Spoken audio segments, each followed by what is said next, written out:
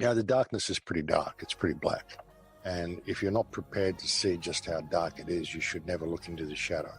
I think there's a lot of healing that can be made if people are prepared to look into the shadow. I think it's people's refusal to look into the shadow which allows the shadow to persist. I think we are so disconnected from what we could be. We are so inactive from what we could be.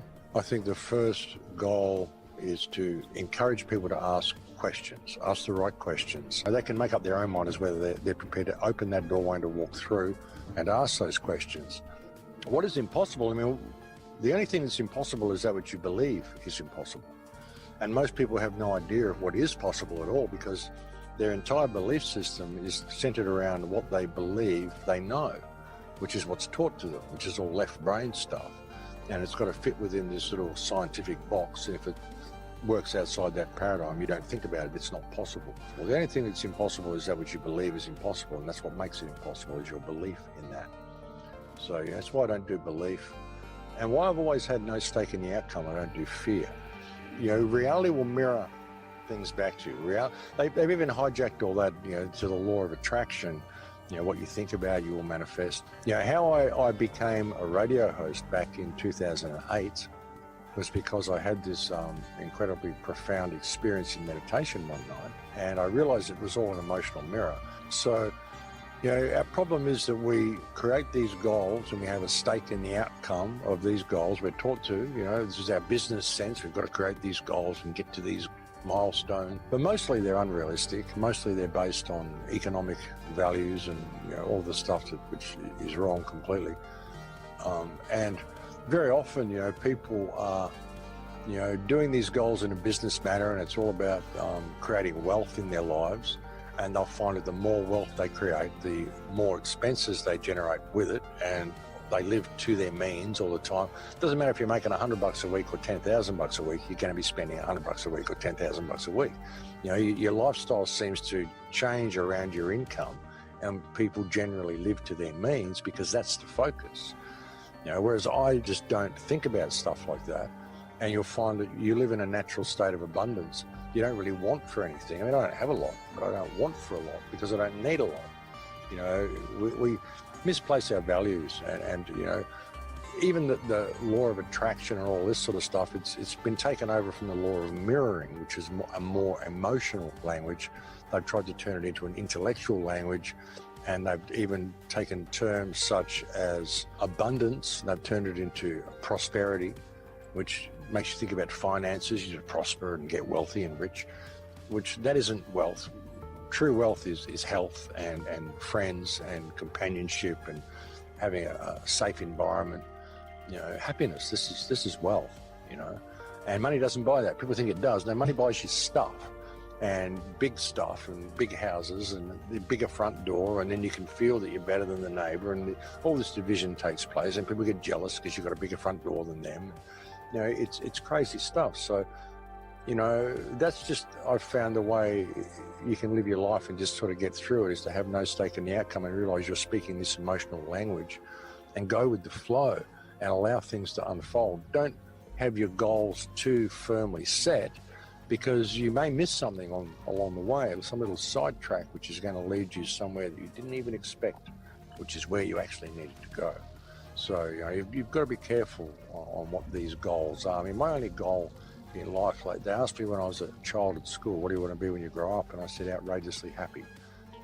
And that was my only goal in life, was to be outrageously happy when I got older. I said, I don't care whether I'm in the gutter or whether I'm living in a castle, as long as I'm outrageously happy. That, I think, should be the focus, happiness and improvement of the self and improvement of others, service to creation. There's only one law I've found, one law of creation, and that is unconditional love and service to creation. And that doesn't mean service to others at the expense of yourself. You've got to love yourself as much as you love others. You can't deplete yourself in the service of others. That doesn't work. You don't love yourself. You're not in service to creation. You're in service to others, which means you're a slave for no reward. So why would you do that? You've got to put everything on an even keel and respect yourself as much as you respect others, but don't respect them any less because you respect yourself. I think we are so disconnected from what we could be. We are so inactive from what we could be. I think the first goal You know, the first quest we should be on is to free ourselves from this system to be able to reactivate ourselves biologically and get our own biology, get back in control of our own biology. Then I think all of the answers will be clear. I don't think we will need to conduct such a search if we can simply come online. It's this mind that makes us do things we don't want to do and makes us ask questions about things we don't need to know and makes us search for answers in all sorts of places which are external to ourselves. And it would appear, and this is alluded to in many shamanistic teachings, that what this force likes to harvest from us is these aha moments that we have when we're searching. So, you know, if you can not be surprised at what you find when you're looking for things and realize that the only reason you're looking down that rabbit hole, searching that particular field, is because you actually already know.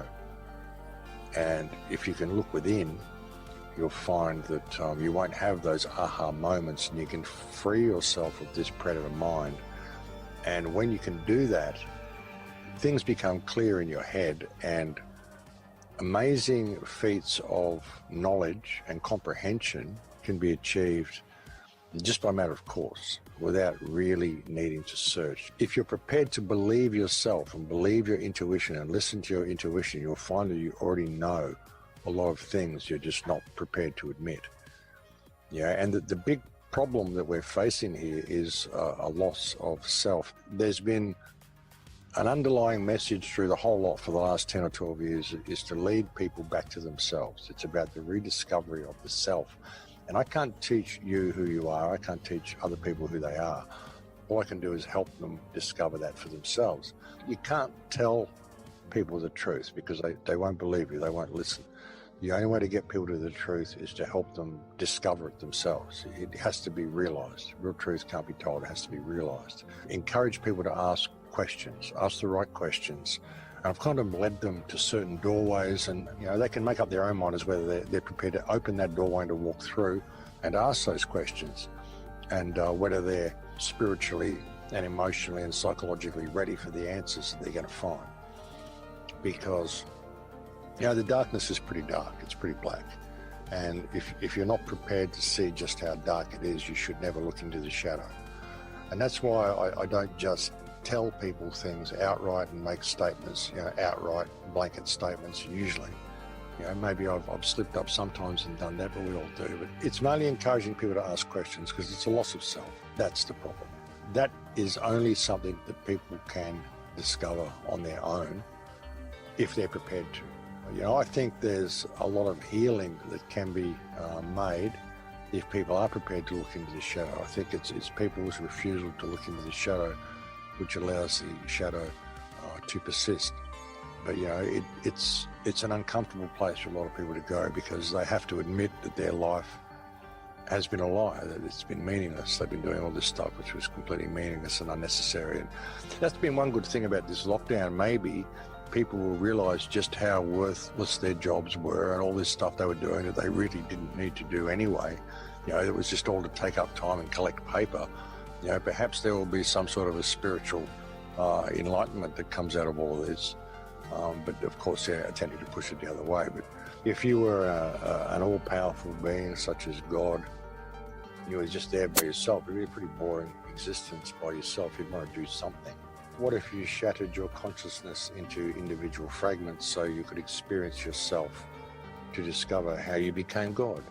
You know, something like that. I mean, when you look at what this is, it's a collective manifestation of energy. Ultimately, at the very core, we're all energetic beings that come from a single source, which would be the field around you. If you really start looking into the nature of consciousness, you find it's not local to your body. It's simply harvested from the surrounding field. So you can imagine this as being essentially some form of biological computer mechanism, you know, that's fully autonomic, self-functioning, self-correcting, self-balancing, self-healing. All you got to do is put the fuel in it. It needs a consciousness to govern it. Where does that consciousness come from? Well, within every body, there is a DNA which is unique to you, particular to you. That DNA is like an antenna that harvests a certain frequency from the field. We're at a very historical moment We're at a pivotal point in history right now. I can't think of anything previously in any time in recorded history that I know of that has been as significant as what we're going through now, the type of change we're going through now. It's a huge opportunity for us, this whole lockdown, this whole implementation of this new world order system they want to bring in, this whole smart system. It's right in everybody's face now. And I think it's a huge opportunity for people to push back.